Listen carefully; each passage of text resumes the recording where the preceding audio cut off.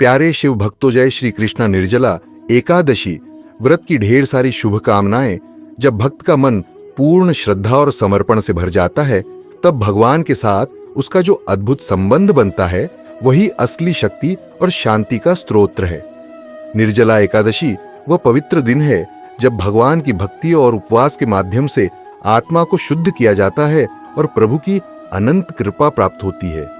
इस एकादशी पर हम देखते हैं कैसे एक सच्चा भक्त अपने प्रभु के प्रति अटूट प्रेम और विश्वास के साथ हर कठिनाई को पार कर सकता है और भगवान उसे अनंत सुख और मोक्ष की ओर ले जाते हैं।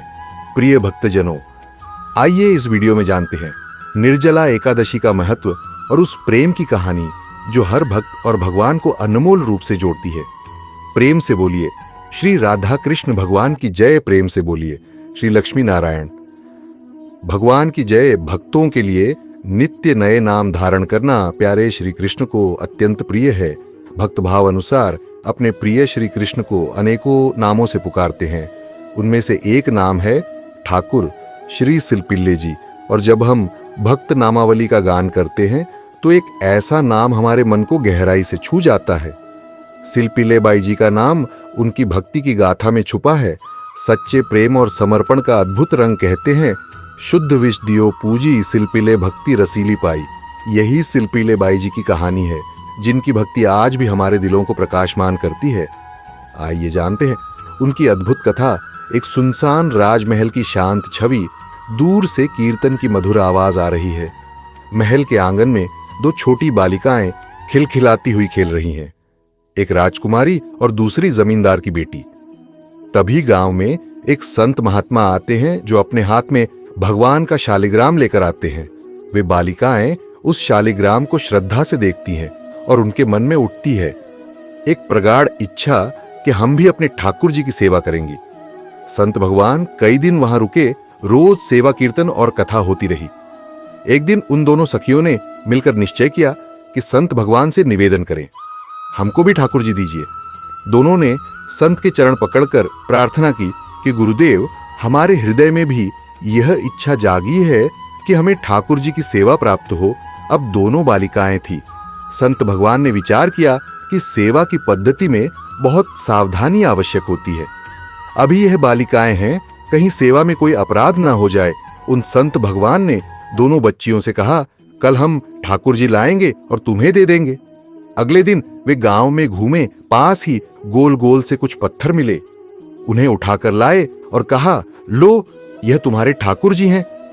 दोनों बच्चियों ने दृढ़ विश्वास किया कि गुरुदेव जी ने जो दिया है वही हमारे भगवान है। उन्होंने उन पत्थरों को ही भगवान मानकर अपने हृदय से लगा लिया। अब एक जमींदार की पुत्री थी और दूसरी राजकुमारी। उन्होंने स्वर्ण के सिंहासन बनवाए और अपने ठाकुर जी को उस पर विराजमान किया। गुरुदेव ने उनके ठाकुर जी का नाम रखा सिलपिल्ले ठाकुर। दोनों बालिकाएं सिंहासन पर ठाकुर जी को स्थापित करके उनकी आराधना करती रहीं। प्रभु के प्रति उनका भाव निरंतर बढ़ता गया और ठाकुर जी का नाम जप उनके जीवन का अंग बन गया। गुरु प्रदत्त ठाकुर से विशेष चमत्कार प्रकट होते हैं यदि उनकी सेवा गुरु द्वारा बताए गए नियमों के अनुसार की जाए। अब जब ये सखियां बड़ी हुईं तो उनके विवाह की चर्चा होने लगी।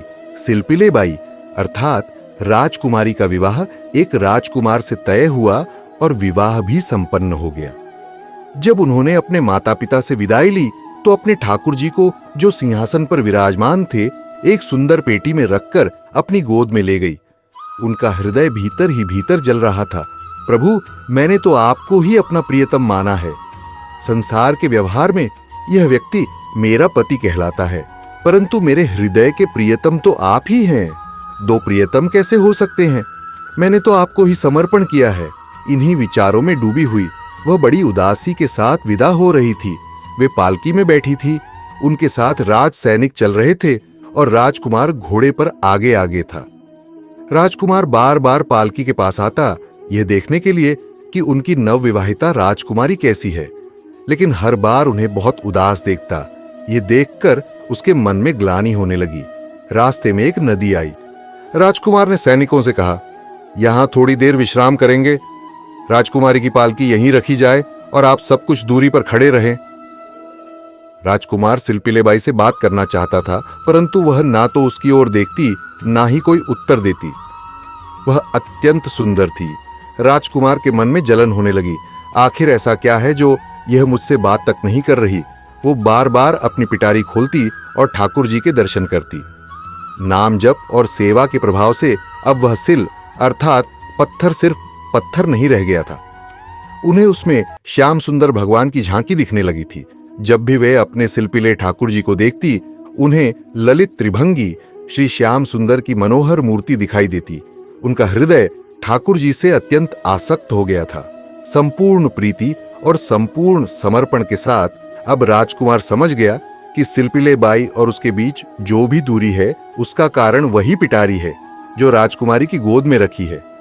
उसने कुछ दासियों को बुलाया और कहा, इन्हें बातों में उलझाओ और वह पिटारी मुझे ला कर दो। वे दासियां प्रवीण और चतुर थी। उन्होंने सिलपिल्ले बाई को विनोद भरी बातें और हंसी मजाक में उलझाने की कोशिश की, परंतु सिलपिल्ले बाई उदासीन बनी रही।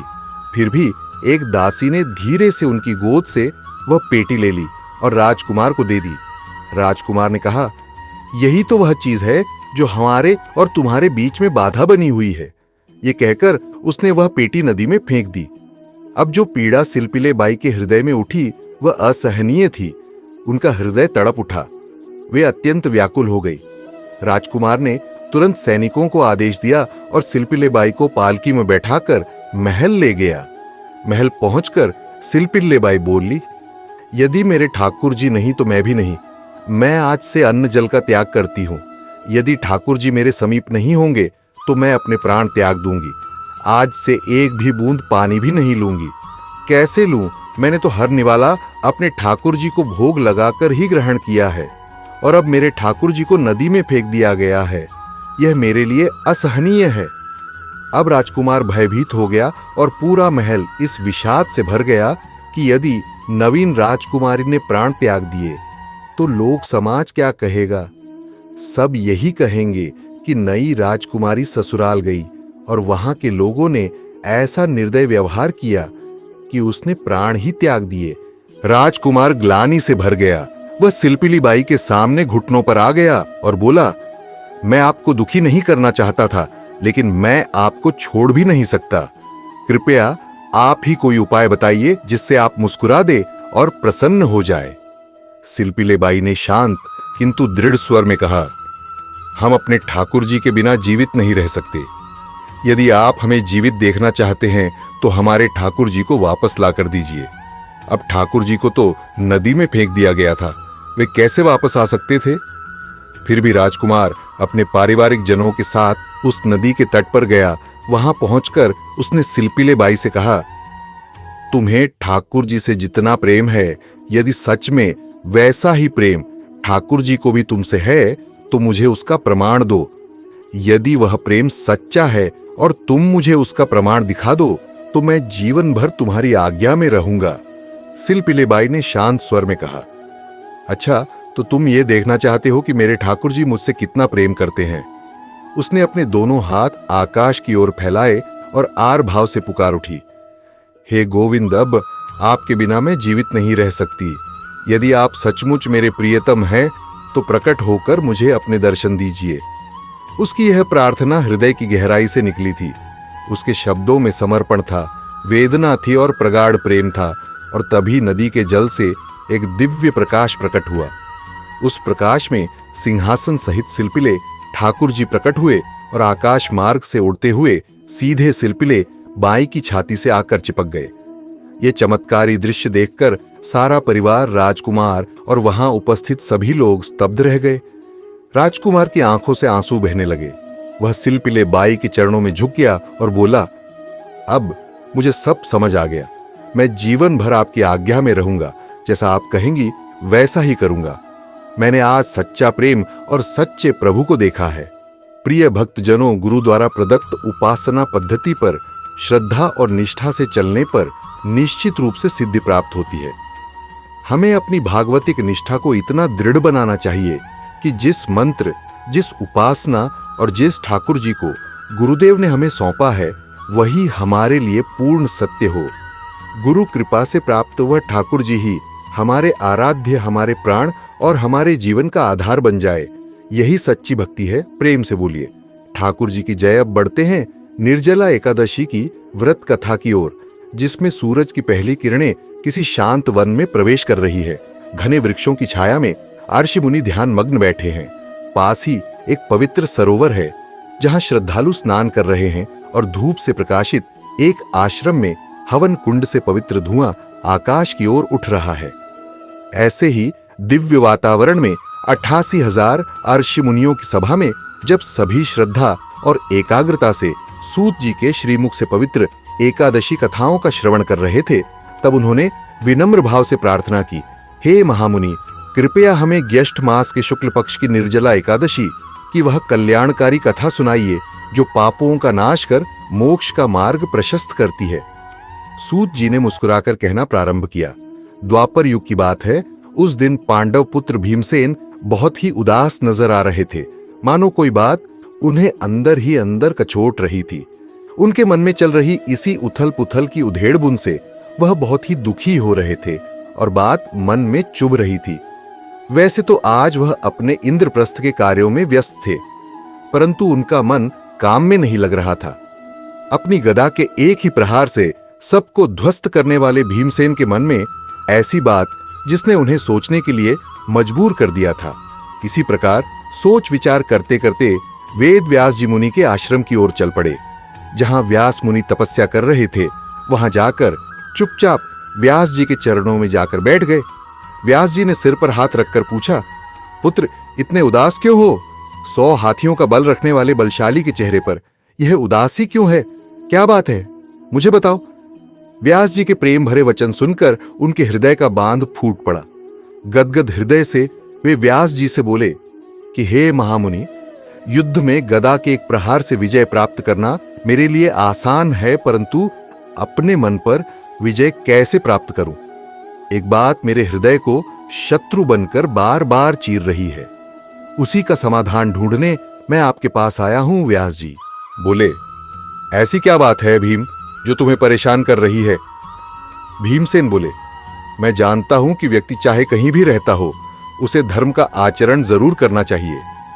आपने जो नीति शास्त्रों में धर्म का पालन करना बताया है, उससे ही व्यक्ति धर्म का आचरण करना सीखता है। मेरी माता ने भी मुझे यही सिखाया है। मेरे बड़े भ्राता तो धर्मराज कहलाते हैं, परंतु उनके परिवार का होते हुए भी मैं धर्म के पालन से वंचित रहता हूं। इस बात का मुझे बहुत दुख है।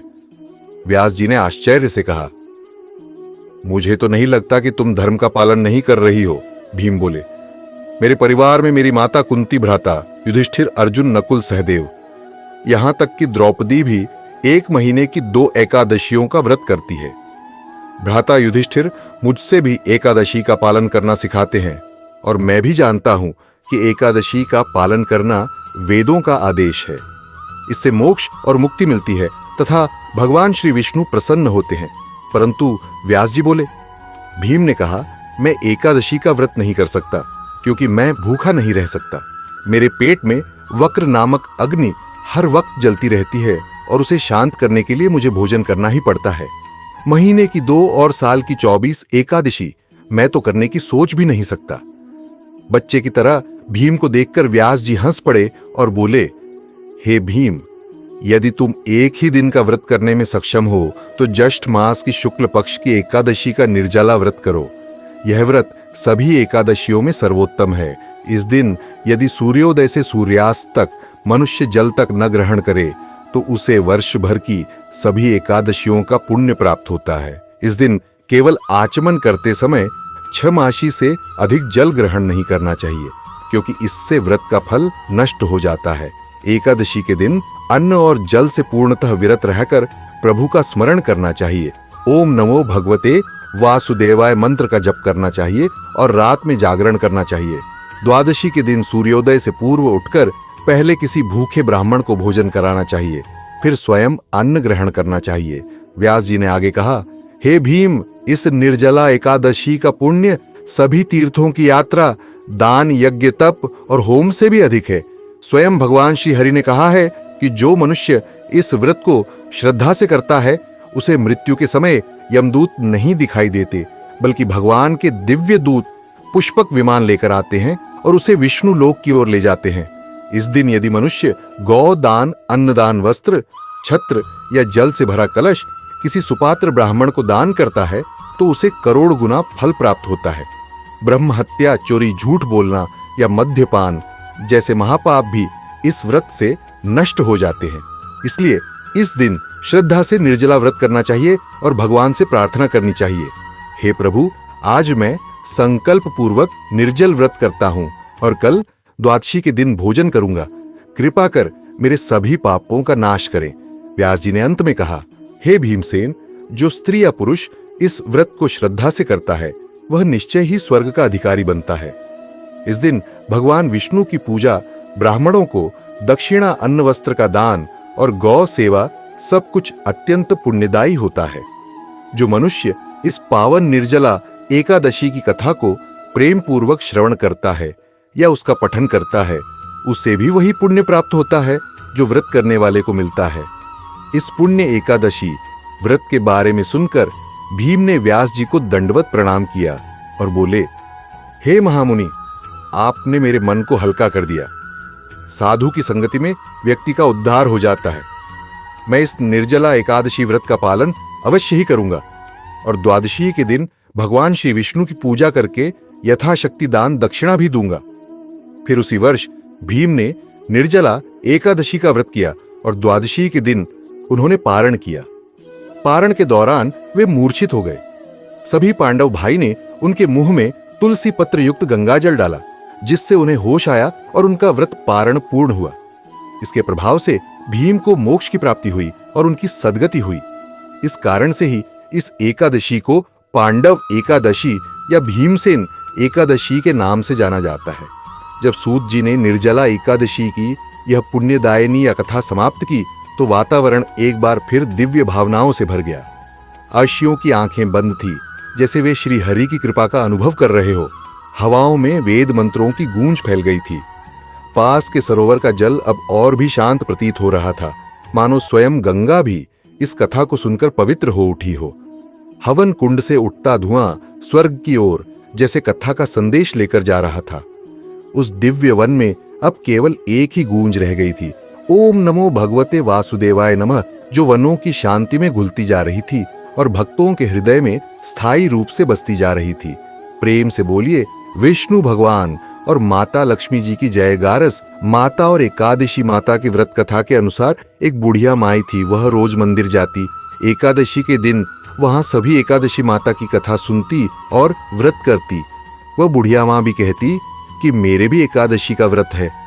भजन कीर्तन होने के बाद जब वह घर जाती तो बेटे बहू से छिपकर खाना खा लेती और सबसे कहती कि मेरे एकादशी का व्रत है। एक दिन एकादशी माता एक बुढ़िया माई का वेश धारण करके बुढ़िया मां के घर आई और दरवाजा खटखटाया। बुढ़िया मां ने दरवाजा खोला और बोली, आप कौन हैं? बुढ़िया बनकर आई। एकादशी माता बोली, मैं तुम्हारी बहन हूं। बुढ़िया मां ने कहा, मेरी कोई बहन नहीं है। बुढ़िया माई बोली, मैं तेरे बाबा की बेटी हूं। हमारा बचपन में विवाह हो गया, इसलिए हम कभी मिलने नहीं आए। इसी कारण तुम मुझे पहचान नहीं रही हो। अब बुढ़िया माई उन्हें अपने घर के अंदर ले आई। दोनों बातें करने लगी। बूढ़ी मां ने अपनी बहुओं को आवाज देकर भोजन परोसने को कहा। तब बुढ़िया मां ने कहा, आज मेरा तो निर्जला एकादशी का व्रत है, तुम खा लो। वह बोली, हाँ, आज मेरा भी एकादशी का व्रत है प्रिय भक्तजनों। वह बुढ़िया माई तो पहले की तरह झूठ बोल रही थी। अब दोनों बातें करने लगी। बातें करते करते शाम हो गई। बूढ़ी मां ने घर आई अपनी बहन से कहा, तुम कब से आई हो? अपनी भांजे और बहुओं से भी जाकर थोड़ी बात कर लो। वह बोली, मैं तो केवल तुमसे ही बात करने आई हूं। अब बुढ़िया माई को बहुत तेज भूख लगी तो विचार किया, यहां से मेरी बहन थोड़ी देर के लिए हटे तो मैं कुछ खा लूं। पर वह वहां बैठी रही। रात हो गई। दोनों बहनें सो गई। सुबह उठी तो जो बहन थी एकादशी माता वह जाने लगी। बुढ़िया माई ने कहा, बहन, अब एकादशी का पारण खोलकर ही जाना, थोड़ी देर तक रुक जाओ। अब यह सुनकर बुढ़िया माई ने एकादशी माता का रूप धारण किया और उसे दर्शन देकर बोली, मैं तुम्हारी बहन नहीं हूं। तुम गारस का व्रत करने को लेकर झूठ बोलती हो। सबसे यही कहती हो कि मैंने एकादशी का व्रत किया है और चुपके से भोजन कर लेती हो? कल के दिन निर्जला एकादशी का व्रत था। मैं तुम्हें निर्जला एकादशी का व्रत करवाने ही आई थी, क्योंकि तुमने हर एकादशी पर झूठ बोला, भोजन ग्रहण किया। लेकिन इस बार की निर्जला एकादशी को मैं तुम्हारा पूर्ण व्रत करवाना चाहती थी, सो यह कार्य पूरा हुआ। अब मैं चलती हूं, तुम्हें मोक्ष मिलेगा, तुम्हारे घर परिवार में सुख समृद्धि आएगी, तुम्हारे बाल गोपाल सब खुशी पूर्वक रहेंगे। अब बूढ़ी माई ने झुककर एकादशी माता को प्रणाम किया। गारस माता बोली, एकादशी का व्रत ना हो सके तो झूठ ना बोले कि मैंने व्रत किया है। अन्य एकादशी में अपनी शक्ति नहीं हो तो एक समय भोजन करके व्रत कर ले, पर झूठ बोलकर व्रत का नाम लेकर भोजन ना करें। और हां, जिनसे अन्य एकादशियों में कोई गलती हो गई हो, पाप हो गया हो, तो इस निर्जला एकादशी व्रत को करने से उसके सभी पाप छूट जाते हैं, सभी खंडित एकादशियों का व्रत पूर्ण हो जाता है। बूढ़ी माई ने कहा, हे माता, मुझे क्षमा करना, आज तूने मेरा जीवन सफल बना दिया। इतना कहते हुए बूढ़ी माता ने एकादशी माता का व्रत पारण पूरा किया। एकादशी माता के पुण्य प्रभाव से बूढ़िया माई के घर में अन्न धन के भंडारे भर गए। सभी सुखपूर्वक खुशी खुशी जीवन व्यतीत करने लगे। मरने के बाद बुढ़िया माई को मोक्ष मिला तो प्रेम से बोलिए, एकादशी माता की जय जय हो। निर्जला एकादशी माता, आप अपने सभी भक्तों का कल्याण करना। प्रिय भक्तजनों, आइए इस व्रत कथा को संपूर्ण बनाने के लिए और भगवान विष्णु की कृपा प्राप्त करने के लिए ग्यारस माता की दूसरी कथा का श्रवण करते हैं। बहुत समय पहले की बात है। एक गांव में एक जाट रहता था। उसकी शादी को कुछ ही समय हुआ था। वह अपनी पत्नी को लेने के लिए पहली बार ससुराल जा रहा था, इसलिए नए और अच्छे से तैयार वस्त्र पहनकर वह ससुराल जाने के लिए निकल पड़ा। ज्येष्ठ का महीना था।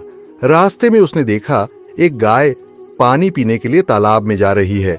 वह गाय तालाब से पानी पीकर अपनी प्यास तो बुझा लेती है, परंतु उसके पैर दलदल में फंस जाते हैं। जाट को यह देखकर कहती है, अरे मुसाफिर, मेरे पांव दलदल में ढस रहे हैं, मैं बाहर नहीं आ पा रही हूं, कृपा करके मुझे बाहर निकालने में मेरी मदद करो। जाट कहता है, अरे गाय माता, मैं पहली बार ससुराल जा रहा हूं, मेरे कपड़े गंदे हो जाएंगे।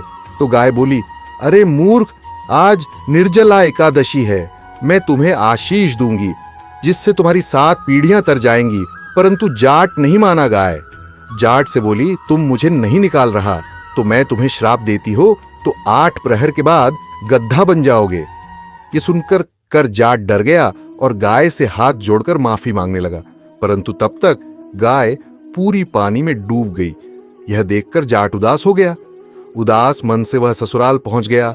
ससुराल में सभी जमाई को देखकर बहुत खुश हुए और उसका सत्कार किया, परंतु उसने तो जाते ही रट पकड़ ली कि हमें तो अभी वापस जाना है, आप मेरी पत्नी को जल्दी से विदा कर दो, हमें देर हो रही है। सभी ने विनती की कि जमाई जी एक दिन तो रुक जाओ, परंतु वह नहीं माना। उसकी पत्नी बोली, यदि सब इतना कह रहे हैं तो रुक जाइए ना। पत्नी की बात सुनकर उसने अपनी पत्नी को श्राप वाली बात बता दी। यह सुनकर वह अपने पति के साथ अपने घर की ओर चल दी। 8 प्रहर होते ही वह जाट गधा बन गया। उसकी पत्नी अपने गद्दे बने पति को लेकर घर में ही रहती। कुछ दिनों बाद घर में खाने को अनाज नहीं रहा। वह पति से बोली तो पति ने कहा, तुम मुझे लेकर मजदूरी पर चलो। वह पति को लेकर राजा के यहाँ काम मांगने गई। राजा जी के यहाँ कुआं खुदाई का काम चल रहा था। वह मजदूर बनकर वहीं मजदूरी करने लगी। अपने सिर पर मिट्टी रखकर वह मिट्टी दूर फेंकने जाती। तब एक मजदूर यह देखकर बोला, बहन, जब तुम्हारे पास गधा है तो तुम सिर पर बोझ क्यों ढो रही हो? यह सुनकर वह कुछ नहीं बोली। दूर खड़े राजा भी यह सब देख रहे थे। राजा ने उसे बुलाया और वही बात पूछी तो राजा से वह बोली, महाराज, मैं उन पर वजन कैसे रख सकती हूं? वह मेरे पति हैं। तब राजा ने कहा, एक गधा तुम्हारा पति कैसे हो सकता है? तब उसने पति को मिले श्राप की सारी बात उन्हें बता दी। राजा ने पंडित को बुलवाकर उस श्राप का हल पूछा। पंडित बोले, महाराज, इसका तो एक ही हल है।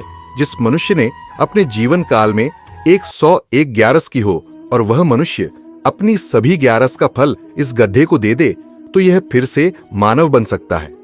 राजा ने पूरी नगर में यह घोषणा करवा दी कि जिस किसी ने भी 101 ग्यारस की है। यदि वह अपनी ग्यारस का फल गधे को दे देता है तो राजा उसे बहुत सारा इनाम देगा। लेकिन पूरी नगरी में ऐसा कोई नहीं था जिसने 101 ग्यारस की हो। किसी ने एक को तो किसी ने एक को 51 ग्यारस की थी। तभी एक बुढ़िया माई आई और बोली, महाराज, मैंने पूरी 111 एकादशी का व्रत किया है।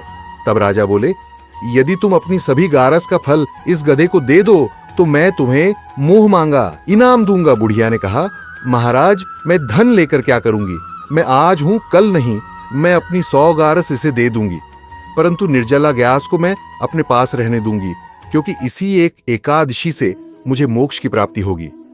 ऐसा कहकर उस बुढ़िया ने अपनी 100 गारस का फल उस गधे को दे दिया, जिससे वह फिर से मानव बन गया। परंतु एक ग्यारस के फल की कमी से उसका पूरा शरीर तो मानव का हो गया, पर गधे की पूंछ उसके शरीर से नहीं हटी। प्रिय भक्तजनों, इस कथा से हमें यही संदेश मिलता है कि किसी जरूरतमंद की मदद अवश्य करनी चाहिए। विपत्ति में पड़े जीव या मनुष्य को उसकी विपत्ति से बाहर निकालना चाहिए। व्रत करने के साथ साथ धर्म कर्म का कार्य भी करना चाहिए, जिससे उसे विष्णु लोक की प्राप्ति हो सके और उसे मोक्ष मिले।